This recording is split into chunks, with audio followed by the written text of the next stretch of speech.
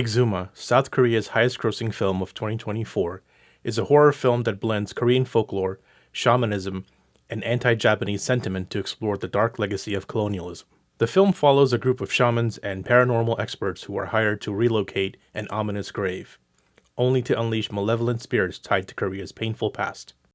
The trauma of Japanese colonization from 1910 to 1945, the division of the peninsula during the Korean War, and decades of autocratic rule. Koreans have constructed their sense of self in opposition to imperial domination and foreign interference. The memory of Japanese colonial rule, with forced labor, comfort women, and cultural suppression remains central to the South Korean identity. Exhuma explores these themes with surgical precision, using horror as both a narrative device and a cultural metaphor. The film follows a wealthy Korean-American family that is plagued by misfortune. The family hire a young shaman, Lee, to uncover the source of their curse. Lee believes they are being haunted by the spirit of an ancestor, and the solution lies in relocating the ancestor's grave. She consults Kim Sang-dok, an aging geomancer, and their investigation leads them to a remote gravesite near the North Korean border. Kim is immediately unsettled by the sight, noting the ominous presence of foxes, creatures of malevolent symbolism in East Asian folklore. He senses that the family's misfortune is more than spiritual unrest. Despite his reservations, Kim agrees to relocate the grave in exchange for doubling his fee. He combines his geomantic expertise with Lee's shamanistic rituals to mitigate the curse. But their precautions fail, and the spirit of the family patriarch is unleashed, killing most of his descendants before the team manages to cremate the coffin, seemingly ending the ordeal.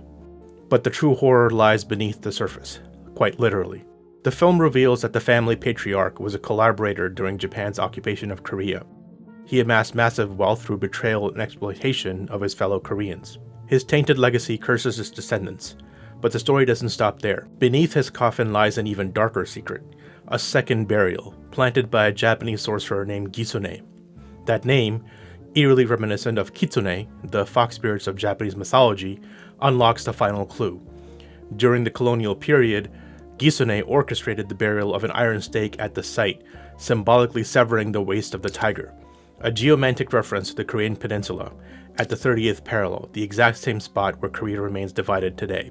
The second spirit turns out to be the demon of a 16th century Japanese general who had also participated in the invasion of the Korean peninsula. Gisune used black magic to transform the general's body into a guardian demon.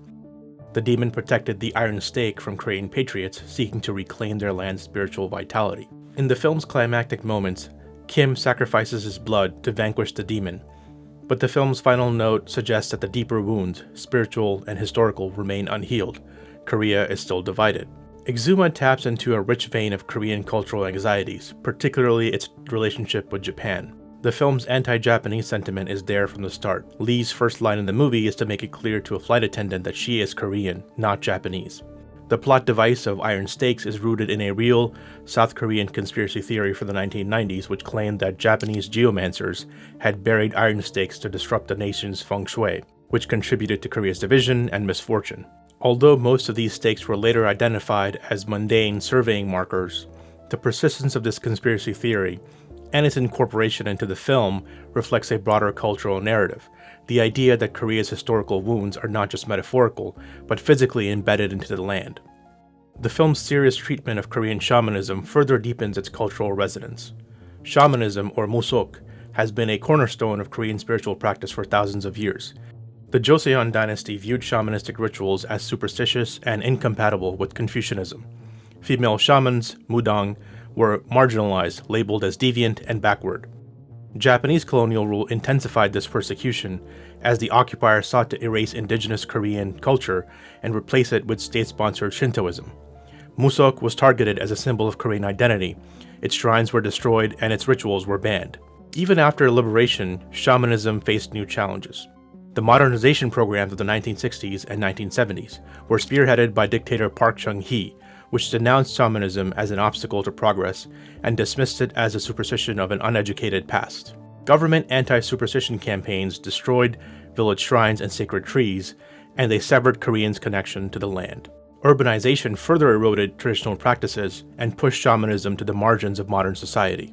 Still, as demonstrated in the film, these traditions have proven resilient.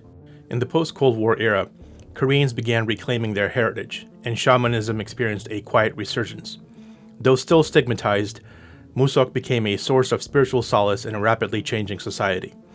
Today, shamans perform rituals for everything from healing to business success.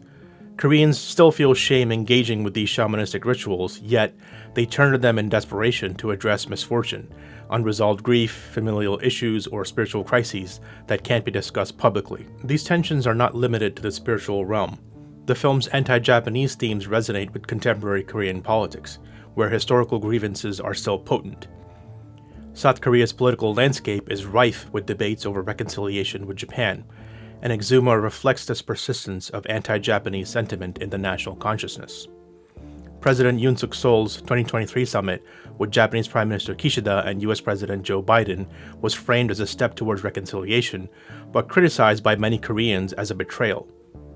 Opposition leader Lee Jae-myung, poised as a strong contender for South Korea's next president, has voiced anti-Japanese rhetoric in the past years, reflecting the enduring strength of these sentiments within the country. This suggests that Exhuma's widespread popularity and success at the box office is not just a cultural milestone, but a mirror of deeper geopolitical tensions. By linking supernatural curses to the moral corruption of collaboration, the film mirrors Korea's ongoing struggle to reconcile its past and present. The story of the Iron Stake serves as a powerful metaphor for the enduring scars of colonialism, while the film's embrace of shamanistic rituals reflects a broader cultural desire to reclaim Korean identity. Japan and Japanese villains continue to be symbolic scapegoats in K-dramas and Korean films.